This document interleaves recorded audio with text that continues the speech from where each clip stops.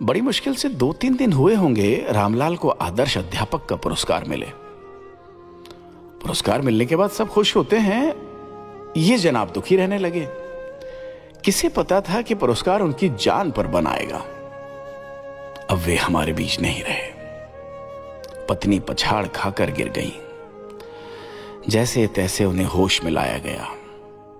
पत्नी बार बार पुरस्कार को कोसती। एक बार के लिए बाहर उठाकर फेंकना भी चाहा, लेकिन घर के लोगों ने पुरस्कार का तिरस्कार करने से रोक दिया। इस पर पत्नी ने कहा, जब से ये मनहूस पुरस्कार आया तब से वो उखड़े उखड़े से रहते थे। न ठीक से खाते न ठीक से सोते, रह रह कर उठकर बैठ जाते।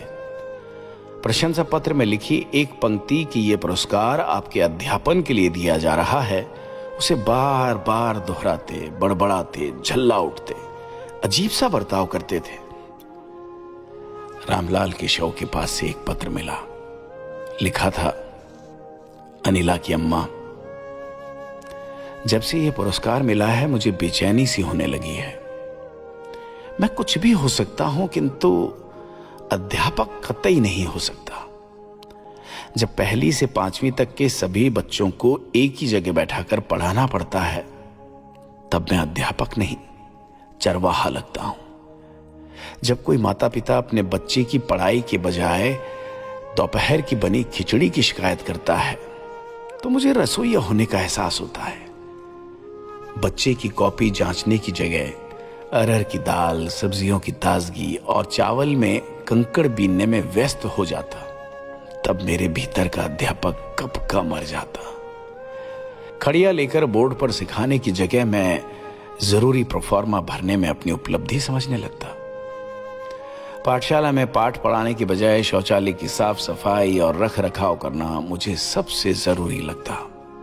तब मैं सफाई कर्मचारी बन जाता। बच्चों के बनाए चित्र दुनिया को दिखाने की बजाय शौचालय के फोटो गूगल पर अपलोड करते हुए मेरे भीतर का अध्यापक घुट घुट कर मरने लगता। जांच अधिकारी जब बच्चों की पढ़ाई के बजाय शौचालय, रसोई घर की जानकारी मांगते, तब मेरे भीतर का अध्यापक शून्य हो जाता। 25 साल की नौकरी में अध्यापन के सिवाय मैंने सब किया है। मुझे ठीक से याद नहीं कि मैंने आखिरी बार बच्चों को कब पढ़ाया था।